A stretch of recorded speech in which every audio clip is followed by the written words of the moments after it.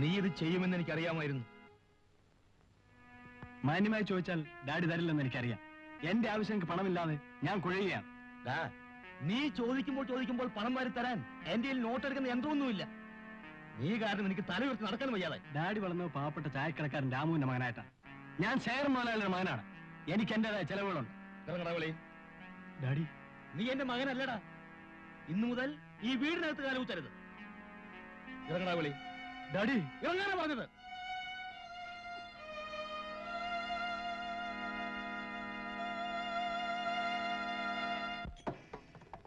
സത്യം പറ, ഹോട്ടൽ തന്നെയാണോ?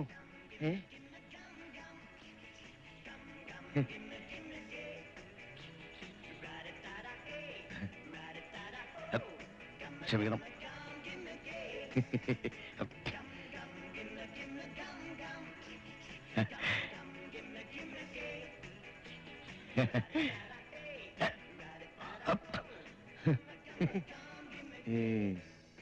Good morning. നമസ്കാരം. ഇരിക്കണം. സാറിന് എന്താ വേണ്ടേ? കാപ്പി ഉണ്ടോ? ഉണ്ടല്ലോ. എന്താ വില? 2 രൂപ. 2 രൂപയോ? 2 രൂപയ്ക്ക് 4 കിലോ കത്തിരിക്ക വാങ്ങാം. 4 ദിവസം സാമ്പാർ വയ്ക്കാം. എനിക്കൊരു ഐസ്ക്രീം തിന്നണോ? ഐസ്ക്രീമാ? അതെല്ലാം ഒന്നും വേണ്ട. വെളിയില പോയിട്ട് നല്ല കപ്പലണ്ടി മുട്ടായി വാങ്ങിത്തരാം.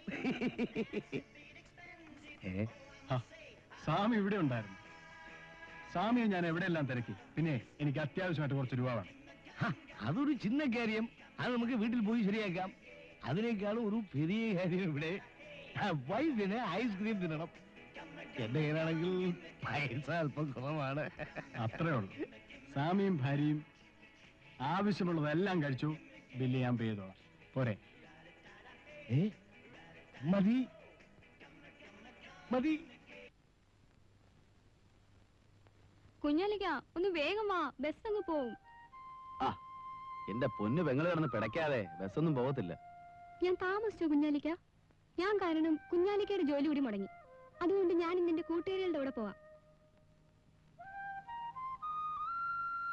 അതൊന്നും പറ്റുകയല്ല കുഞ്ഞേ.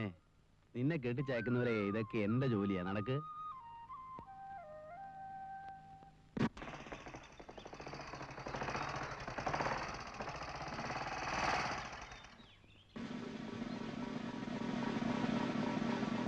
മിസ്റ്റർ മധു, വരൂ, നമുക്ക് അവിടെ നിന്ന് സംസാരിക്കാം.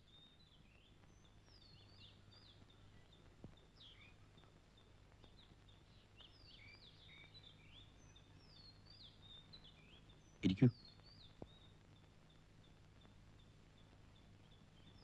വളരെ പ്രധാനപ്പെട്ട ഒരു കാര്യം പറയാനാണ് മിസ്റ്റർ മധുവിനെ വിളിപ്പിച്ചത്. എന്താ സാർ? പുതിയ തലമുറയിലെ വളരെ സമർത്ഥനായ ഒരു ഉദ്യോഗസ്ഥനാണ് മിസ്റ്റർ മധു എന്ന് ചുരുങ്ങിയ കാലം കൊണ്ട് നിങ്ങൾ തെളിയിച്ചു കഴിഞ്ഞു. Thank you sir. Thank you very much. IG ഇന്നലെയും നിങ്ങളെപ്പറ്റി എന്നോട് സംസാരിച്ചു.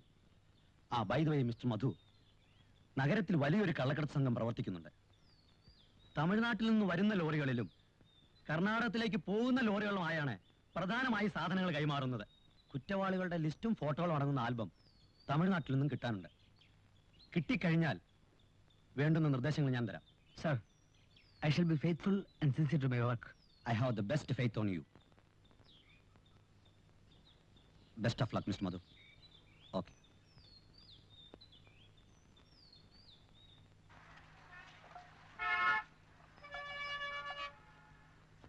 ദേ, ഒരു സഹായം ചെയ്യും. ഇത് എന്റെ മോന്റെ മേൽവിലാസ. ഇത് എവിടെയാന്നൊന്ന് പറയോ? അറിഞ്ഞൂടല്ലോ. അയാളുടെ ചോദിച്ചാ പറഞ്ഞുതരും. ദേ, എനിക്കൊരു ഉപകാരം ചെയ്യാമോ? ഞാൻ പട്ടണത്തിൽ ആദ്യമായിട്ട് വരിക. എന്റെ മോനെ കണ്ടുപിടിക്കാതെ എനിക്ക് തിരിച്ച് നാട്ടിൽ പോകാൻ പറ്റില്ല. ആരാ നിങ്ങളുടെ മോൻ? കഴിഞ്ഞ മാസം ഒഴിച്ച് എല്ലാ മാസവും അവൻ പണം അയക്കായിരുന്നു. ഉള്ളതെല്ലാം വിറ്റാണ് ഞാൻ അവനെ പഠിപ്പിച്ചത്. അവന്റെ അച്ഛൻ ഇപ്പൊ തളർവാദം പിടിച്ച് കിടക്കയില്ല. ഏതോ വലിയ ആഫീസിലാ അവന് ജോലി. അമ്മ വിഷമിക്കണ്ട, നമുക്ക് കണ്ടുപിടിക്കാം. വരൂ, അങ്ങോട്ട് പോവാം.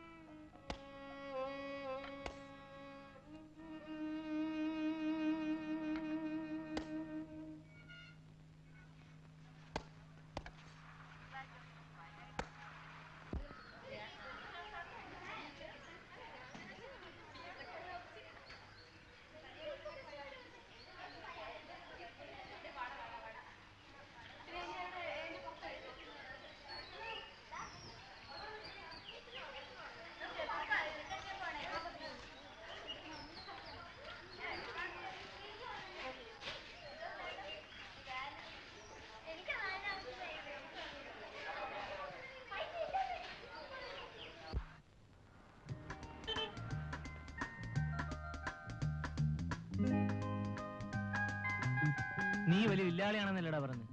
ചുണയുണ്ടെങ്കിൽ അവളെ ഒന്ന് വളച്ചെടുക്കാം. ഞങ്ങൾ കുറെ ശ്രമിച്ചു നോക്കിയതാ. ഡേ, ഏത് ഉർവശിയാണേലും അവക്ക് ഞാൻ മതി. നോക്കൂ. All the best. Thank you.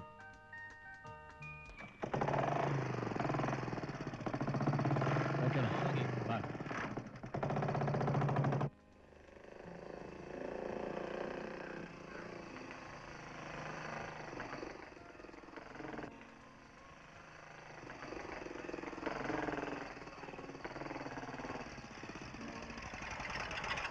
Hello, ഇന്ന് ബസ്സില്ലെന്ന് തോന്നുന്നു. ഒറ്റയ്ക്ക് നിന്നാ പറ്റില്ല. ഞാൻ വീട്ടിൽ വിട്ടേക്കാം. ഷാജിക്ക് എന്താ എന്റെ കാര്യത്തിൽ ഇത്ര ഉത്കണ്ഠ? സഹപാഠികളായതുകൊണ്ട് ചോദിച്ചു പോയതാ. സഹപാഠികളൊക്കെ ക്ലാസ്സിൽ, ബസ്സൊക്കെ പണിമുടക്കാണെങ്കിൽ ഞാൻ നടന്നു പോയിക്കോളാം. ശാന്തിക്ക് വിരോധമില്ലെങ്കിൽ ഞാൻ വീട്ടിൽ കൊണ്ടുവിടാം.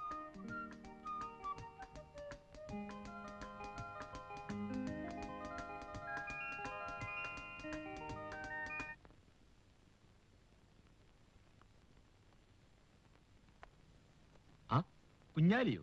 ഇരിക്കൂ. വേണ്ട, ഞാനിവിടെ നിന്നോളാം. ഞാൻ നിന്നെ വിളിപ്പിച്ചത് ഒരു കാര്യം പറയാനാണ്. നീ ആവശ്യമില്ലാതെ എന്റെ തൊഴിലാളികളുടെ കാര്യത്തിൽ ഇടപെടരുത്. നിനക്ക് ആവശ്യമുള്ള പണം ഞാൻ തരാം. നക്കാപ്പിച്ചയ്ക്ക് നാണം പണയം വെക്കുന്ന ചിലർ ഞങ്ങളുടെ കൂട്ടത്തിലുണ്ടാവും. പക്ഷെ എന്നെ അതിന് കിട്ടില്ല.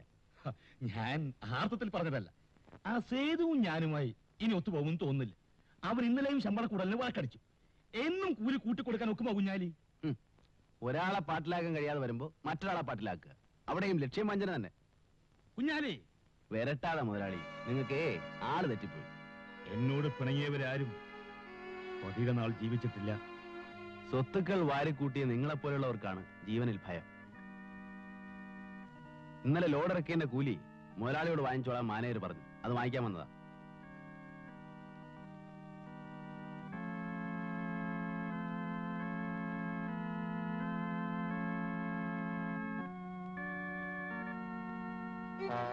ആ രൂപയെടുത്ത് കയ്യിൽ തരണം. എന്നെ തോൽപ്പിക്കാനായിരിക്കും ഭാവം. ആ രൂപയെടുത്ത് കയ്യിൽ തരാതെ മുതലാളിക്ക് അകത്ത് പോകാൻ പറ്റും. എന്താ പറഞ്ഞത് കേട്ടില്ലേ?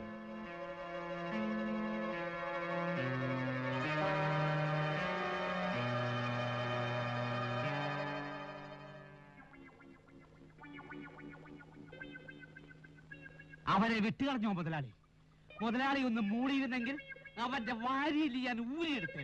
അയ്യോ, ഞാൻ ഓർത്ത് അവനായിരിക്കും. ചേട്ടാ, ഇത് കൊള്ളാമല്ലോ.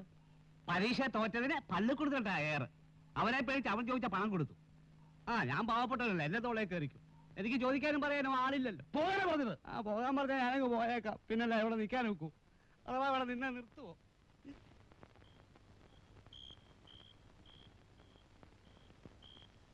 എന്റെ മോൻ ഇത്രയും വലിയ ഉദ്യോഗസ്ഥനായിട്ടും ഈ പട്ടണത്തിൽ ആരും അറിയാതെ പോയല്ലോ. ഞങ്ങളൊക്കെ പാവങ്ങളില്ലേ അമ്മേ? വലിയ ആൾക്കാരെയൊന്നും ഞങ്ങൾക്ക് പരിചയമില്ല.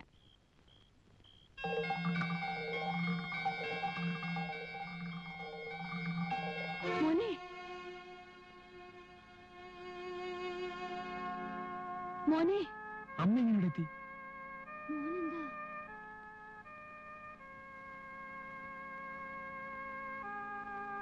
മോനെന്താ ഈ കൂലിപ്പണിക്കാരന്റെ വേഷത്തിൽ? പറയടാ, നിനക്കിവിടെ എന്താണ് ജോലി? സേതു ഇവിടുത്തെ ഒരു ചുമട്ട് തൊഴിലാളിയാണമ്മേ. ചുമട്ട് തൊഴിലാളിയാണെങ്കിലും ഞാൻ അന്തസ്സായിട്ടാണ് അമ്മേ കഴിയുന്നത്. പട്ടിണി കിടന്നു ഉള്ളതെല്ലാം വിറ്റുപറിക്കുകയും നിന്നെ പഠിപ്പിച്ചത് ഈ നിലയിൽ കാണാനാണോ മോനെ? നിന്നെ പഠിപ്പിക്കാൻ രാപ്പകല അധ്വാനിച്ച ആ മനുഷ്യൻ തളർവാദം പിടിച്ചു കിടക്കുന്നു. അദ്ദേഹം ഇത് കേട്ടാൽ നെഞ്ചു പൊട്ടി മരിച്ചു പോകും. ഞാൻ മാത്രമല്ലമ്മേ, നമ്മുടെ നാട്ടിലെ ഭൂരിപക്ഷം ജോലിയില്ലാത്ത ആൾക്കാരും കൂലിപ്പണിയെടുത്താണ് പട്ടിണിയില്ല കഴിഞ്ഞുകൂടുന്നത്. എന്റെ പൊന്നുമോൻ ചുമടെടുത്ത കാശ് കൊണ്ടാണോടാ ഞങ്ങൾ ഇത്രയും നാൾ ആഹാരം കഴിച്ചത്? നീ എന്തുകൊണ്ട് ഇത് ഞങ്ങളോട് നേരത്തെ പറഞ്ഞില്ല? നീ എന്തിനാ വലിയ ഉദ്യോഗസ്ഥനായി ഞങ്ങളുടെ മുമ്പ് അഭിനയിച്ചത്? എന്നെ കഷ്ടപ്പെട്ട് പഠിപ്പിച്ച അച്ഛന്റെ അമ്മയുടെ ആശ്വാസത്തിന് വേണ്ടി.